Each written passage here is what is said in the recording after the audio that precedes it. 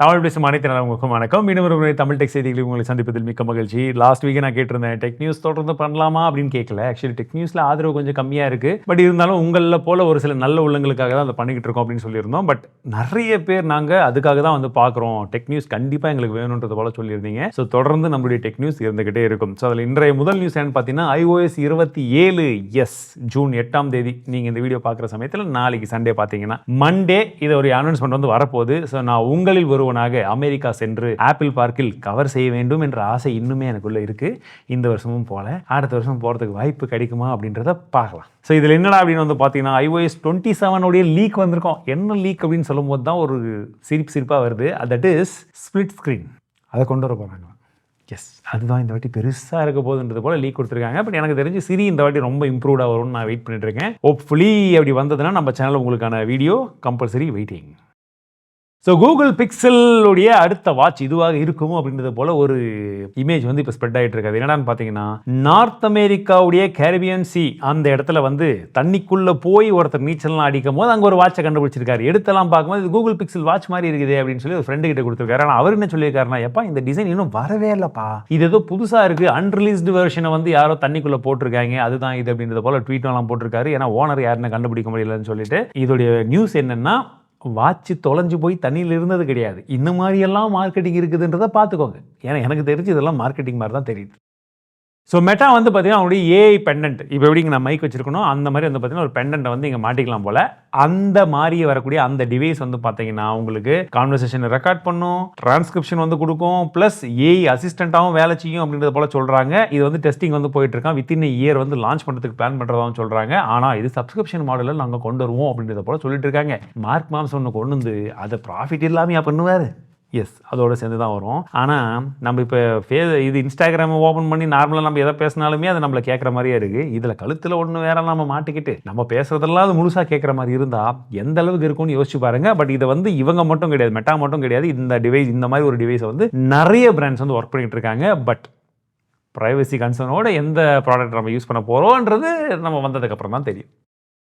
So இன்ஸ்டாகிராமை hack பண்ணுறது ரொம்ப easy ஆகிடுச்சு. நம்ம அக்கௌண்ட்டையே இப்படின்றதுக்குள்ளே ஹேக் பண்ணலாம். எப்படின்னு சொல்கிறேன். இப்போ எல்லாரோட இன்ஸ்டாகிராம் அக்கௌண்ட்டுடைய யூசர் நேம் நமக்கு தெரியும். அந்த யூசர் நேம் தெரிஞ்சால் என்ன பண்ணலாம்? லாகின் பேஜில் போய் லாகின் பண்ண ட்ரை பண்ணலாம். ஆனால் பாஸ்வேர்டு தெரியாது அப்படின்னு நினைப்பீங்க. ஆனால் அந்த இடத்துல தான் நம்ம மெட்டா ஏஐ இருக்குல்ல, அந்த ஏஐ கிட்ட என்ன சொல்கிறாங்க, இந்த யூசர் நேம் தான்ப்பா, நான் லாகின் உள்ளே போயிட்டு என்னோட இமெயில் அட்ரஸ் இன்னொரு புது இமெயில் அட்ரஸ் நான் ஆட் பண்ணணும், அதுக்கு ஒரு கோட் அனுப்பிச்சுன்னா நான் ஆட் பண்ணிடுவேன் அப்படின்றத போல கேட்குறாங்க. இவங்க என்ன பண்ணுறாங்க, லாகின் பண்ணும்போது அந்த கோட் அனுப்புமா, இப்போ இந்த புது இமெயில் எடுக்க அந்த கோடு வந்து வந்துடுது. அந்த கோடை எடுத்து இவங்க அக்கௌண்ட்டுடைய ஆக்சஸை மொத்தமாக எடுத்துக்க. இது நம்மளெல்லாம் கிடையாது, ஒபாமாவுடைய அக்கௌண்ட்டே இது ஆட்டையை போட்டிருக்குன்னா பாருங்க. ஸோ இந்த மாதிரிலாம் நிறைய பேர் நிறைய விதமான விஷயங்களை வந்து பண்ணிட்டு இருக்காங்க. ஸோ நீங்கள் உஷாராக இருங்க. இந்த மாதிரி வந்து எங்கேயுமே போயிட்டு உங்கள் அக்கௌண்ட்டுடைய ஆக்சஸ் எல்லாம் வந்து தப்பித்தவரி கூட ஊற்றாதீங்க. இது நம்ம கையில் ஒன்றும் கிடையாது. நம்ம பண்ண வேண்டியதெல்லாம் 2 ஸ்டெப் அத்தன்டிகேஷன் ஆன் பண்ணி வச்சு ரொம்ப சேஃபான இமெயில் அட்ரஸ், சேஃபான ஃபோன் நம்பர்லாம் கரெக்டாக கொடுத்து வச்சிருக்கோமான்றதை மட்டும் என்ஷூர் பண்ணிக்கோங்க. மற்றபடி ஃபிக்ஸ் எல்லாம் அவங்க பண்ண வேண்டியது. ஸோ இந்தியாவில் சீக்கிரமாக பிளாஸ்டிக் கரன்சி வருவதற்கான வாய்ப்புகள் இருக்குது. இதை பற்றி டிஸ்கஷன் போயிட்டு இருக்கிறதா சொல்கிறாங்க. பட் இன்னும் கன்ஃபார்ம் டிசிஷன் இது வந்து எஸ் நாங்கள் 100% பண்ண போகிறோன்றது இப்போதைக்கு வந்து சொல்லலை. பட் இன்டர்னலாக பேச்சுவார்த்தைகள் வந்து போய்கிட்டு இருக்கு. ஸோ இது எப்படி, என்ன, ஏது, இதுக்குள்ளே சிப்பெல்லாம் இருக்குமான்றதை பற்றி நம்ம தமிழ் செல்வன் சேனல் ஒரு வீடியோ வந்து போட்டிருக்கோம், பார்க்காதவங்க பாருங்கள். ஸோ ஷாமியுமே இப்போ ப்ரைவசி டிஸ்பிளே கொண்டு வர போகிறதா ஒரு லீக்ஸ் வந்து போய்கிட்டு இருக்கு. அதாவது ஏற்கனவே சாம்சங் வந்து S26 அல்ட்ராவில் ப்ரைவசி டிஸ்பிளே வந்து கொண்டு வந்தாங்க. டெக்னாலஜி வைஸாக பார்க்கறதுக்கெல்லாம் ரொம்ப அமேசிங்காக அப்படி இப்படின்னு இருந்தாலுமே யூஸ் பண்ணுறவங்களுக்கு தான் தெரியும் அது எப்படி இருக்குது அப்படின்னு சொல்லிட்டு. Samsung Galaxy S26 ultra users யாராச்சும் நம்மளோட வீடியோ பார்த்துட்டு இருக்கீங்க, உங்களுடைய ஃப்ரெண்ட்ஸ் யாராச்சும் யூஸ் பண்ணிருக்காங்கன்னா இப்போ வரைக்கும் யூஸ் பண்ணப்போ எப்படி இருக்குன்னு சொல்லுங்கள். ஏன்னா நமக்கு வந்த உடனே கொடுங்கன்னு வாங்கி போயிட்டாங்க. அதனால் எனக்கு லாங் டேர்மில் டெஸ்ட் பண்ணுறதுக்கான வாய்ப்பே கிடைக்கல. நான் லாங் டேர்ம் யூசேஜில் உண்மையாகவே அது அப்படி இருக்கா, ஏன்னா நிறைய பேருக்கு கண்ணு ஸ்ட்ரெயின்லாம் ஆனதாக சொன்னாங்க, டிஸ்பிளேடைய குவாலிட்டி குறைஞ்சு போனதாக சொன்னாங்க. அதெல்லாம் டெஸ்ட் பண்ணக்கூடிய வாய்ப்பு எனக்கு கிடைக்கல. யூஸ் பண்ணவங்க யாராச்சும் இருந்தா சொல்லுங்க. ஒண்ணு சரி, இப்போ இந்த Xiaomi வேற பண்றாங்களே எப்படிப்பா அப்படின்னா, சாம்சங் ஹார்ட்வேர்ல பண்ணாங்க, ஆனா Xiaomi எல்லாம் ஹார்ட்வேர்ல பண்ணி அந்த ரிஸ்க்லாம் எடுக்க மாட்டாங்க. இவங்க சாஃப்ட்வேர்ல இது பண்றாங்களாம். பட் எப்படி இந்த சாஃப்ட்வேர்ல இம்ப்ளிமெண்ட் பண்ண போறாங்க என்ன ஏதுன்றத பத்தி இப்போதைக்கு ஐடியா இல்லை. ஒருவேளை சாஃப்ட்வேர்ல இம்ப்ளிமெண்ட் பண்ணா இதை வந்து வரக்கூடிய மற்ற HyperOS 4.0 சப்போர்ட் பண்ணக்கூடிய டிவைசஸ் எதெல்லாம் இருக்குதோ ஏற்கனவே இருக்கிறது எல்லாத்தையும் கூட இந்த விஷயத்தை கொண்டு வரதுக்கான வாய்ப்புகள் இருக்கும். பட் அதை அவங்க பண்ணுவாங்கன்றதான் இங்க கேள்வி. அண்ட் இந்த ஹூப் டிவைஸை பார்த்தீங்கன்னா ரேட்டு கொஞ்சம் அதிகம், ப்ளஸ் சப்ஸ்கிரிப்ஷன் வருஷம் நம்ம போட்டே ஆகணுன்ற ஒரு விஷயம் இருக்குது. ஸோ நிறைய பேர் வீடியோ கேட்டுட்டு இருந்தீங்க, எனக்கு நிறைய பேர் மெசேஜ் வந்து பண்ணிட்டு இருக்கீங்க.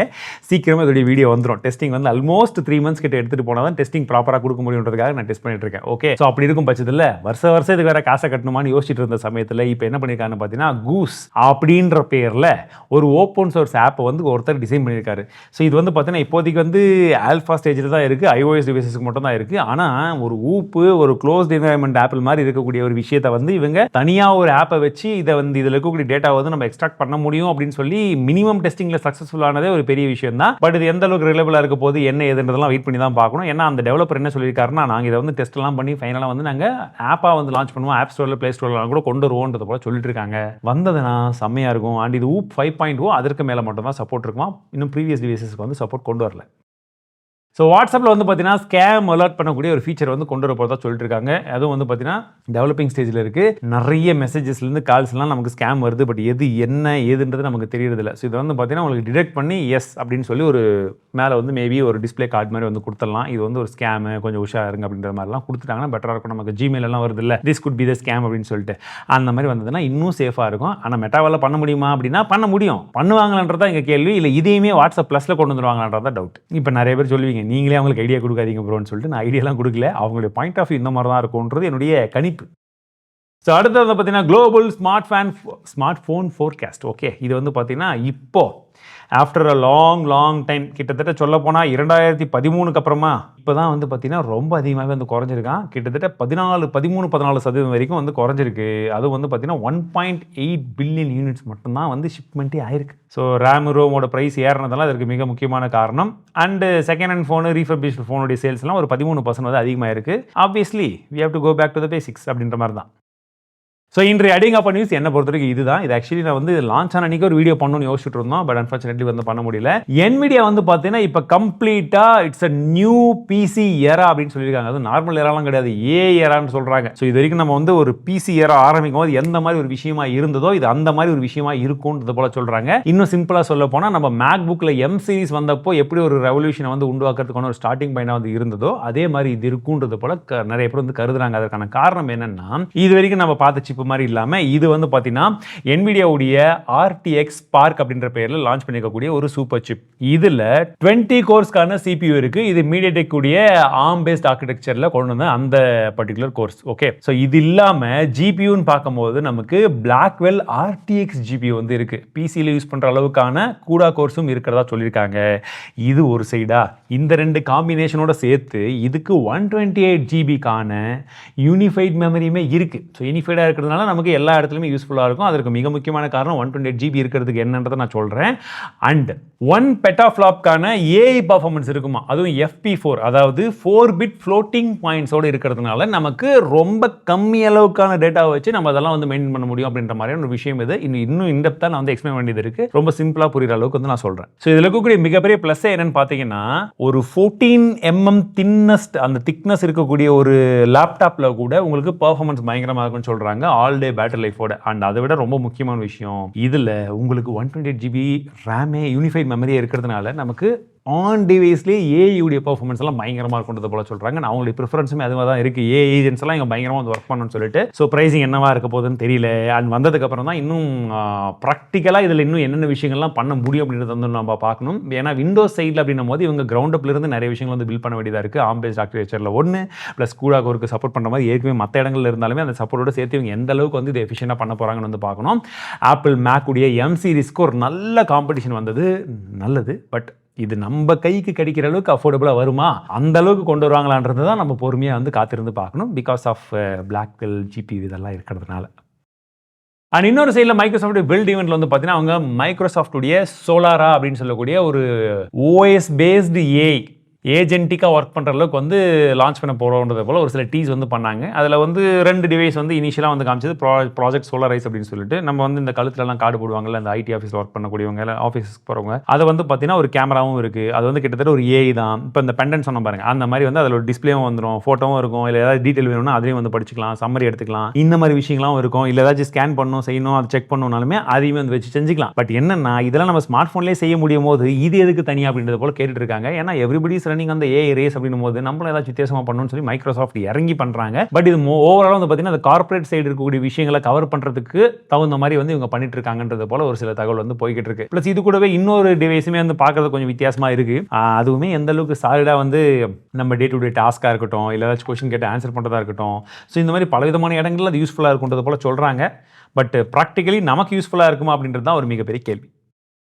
ஸோ இன்று ஐயோப்பா நியூஸ் அப்படின்றது இதுதான். ஏன்னா கூகுள் அப்படின்ற கம்பெனி என்னென்னலாம் பண்ணுவாங்கன்னு நீங்கள் எதிர்பார்ப்பீங்க. ஆனால் இப்போ நான் சொல்லக்கூடிய இந்த விஷயத்தை பண்ணுவாங்களா கூகுளா அப்படின்னு சொல்லி நீங்கள் எதிர்பார்க்க மாட்டீங்க.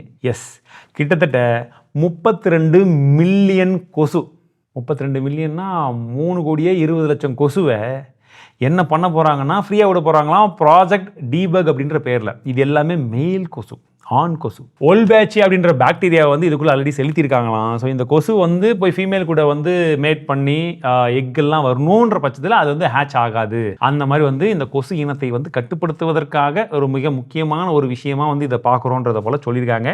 ஏன்னா ஃபீமேல் கொசு தான் வந்து ஆண்களை அதிகமாக கடிக்கும், அது ஹியூமன்ஸே அதிகமாக கடிக்கும். ஸோ இது இப்போதைக்கு வந்து பார்த்தீங்கன்னா யூஎஸ் என்வரான்மெண்டல் ப்ரொடெக்ஷன் ஏஜென்சி கிட்ட வந்து ரிவ்யூவில் வந்து இருக்குது. ஒன்ஸ் அப்ரூவல் வந்துருச்சுன்னு வந்து பார்த்தீங்கன்னா, அப்ரூவல் வந்து சக்ஸஸ் ஆகிடுச்சுன்னா இந்தியா உலகத்திலே largest mosquito control experiment by tech கம்பெனியாக டெக்காக வந்து இது இருக்கும் அப்படின்றது போல இங்கே சொல்கிறாங்க. இது எந்த அளவுக்கு நல்லதுன்னு எனக்கு தெரியல. நீங்கள் சொல்லுங்கள், இது நல்லதுன்னு நினைக்கிறீங்களா கெட்டதுன்னு நினைக்கிறீங்களா? ஸோ ஆஸ் மிஸ்டர் டிடியில் ருத்ரேஸ்வரன் என்ன கேட்டிருக்காருன்னா, லேப்டாப் எப்போ வாங்கினா கரெக்டாக இருக்கும் சொல்லுங்கள் ப்ரோன்னு கேட்டிருக்காங்க. ப்ரைஸ் எல்லாம் ஏறுறதுக்கு முன்னாடியே வாங்கியிருந்தால் கரெக்டாக இருந்திருக்கும். உங்களுக்கு உண்மையாகவே இப்போ தேவைப்படுது அப்படின்னா இமீடியட்டாக வாங்கினா கரெக்டாக இருக்கும். ஏன்னா அதை வச்சு உங்களால் சம்பாதிக்க முடியும், ஸ்கில்ஸ் இம்ப்ரூவ் பண்ண முடியும் அப்படின்னா now is the right time. Okay, so அந்த பாயிண்ட் ஆஃப் வியூவில் மட்டும் யோசிங்க. எந்த லேப்டாப்பை கரெக்டாக வாங்குறோமான்னு பாருங்கள். சும்மா அந்த கேமிங் அதுக்குன்னு சொல்லி லேப்டாப்பில் போய் வாங்கிட்டு பணத்தை வந்து இன்வெஸ்ட் பண்ணுறது என்னை பொறுத்த வரைக்கும், என்னோட பர்சனல் தாட்ஸ் பொறுத்த வரைக்கும் அந்த சைடு போகிறத விட ஒரு ஸ்கில்ஸ் டெவலப் பண்ணுறதுக்கும் மற்ற விஷயங்களுக்காக நீங்கள் இன்வெஸ்ட் பண்ணுறது இட்ஸ் மோர் ஒர்த் இட். இல்லாட்டி பிசி பில் பண்ணிக்குவாங்க கேம் விளாடணுமா இருந்தால். ஸோ அடுத்த இன்ஃபினிட்டி என்ன கேட்குறான்னு பார்த்தீங்கன்னா, if Chinese RAM bombarded in market, will mobile companies try to use on device AI? These will again lead to price hike ன்னு கேட்டிருக்காங்க. எனக்கு தெரிஞ்ச அதோடைய வாய்ப்புகள் கம்மி. ஸோ சைனீஸ் ரேம்ஸ் எல்லாம் வந்ததுன்னா ஸ்லோ அண்ட் ஸ்டெடிலி வந்து பார்த்தீங்கன்னா பம்பார்ட் பண்ணாங்கன்னா வேணா ப்ரைஸ் வந்து குறையுமே தவிர இன்க்ரீஸ் ஆகிறதுக்கான வாய்ப்புகள் இப்போதைக்கு கிடையாது. ப்ளஸ் ஆன் டிவைஸ் ஏஐ இதனால கொண்டு வருவாங்கன்னா இதனால கொண்டு வரதுக்கான வாய்ப்புகள் கிடையாது. அதற்கு ஏற்ப ஏஐஸ் எல்லாம் இருந்து கம்ப்ளீட்டாக அந்த டிவைஸ் சப்போர்ட் பண்ணுற அளவுக்கு இருந்தால் மட்டும்தான் அதை கொண்டு வரதுக்கான வாய்ப்புகள் இருக்குது. ஸோ இந்த வாரம் தமிழ் டெக் செய்திகள் கண்டிப்பாக உங்களுக்கு பிடிச்சிருக்கும்னு நினைக்கிறேன். பிடிச்சிருந்தா மறக்காம லைக் ஷேர் சப்ஸ்கிரைப் பண்ணிக்கோங்க. மீண்டும் சந்திக்கிறேன். வாழ்க தமிழ்.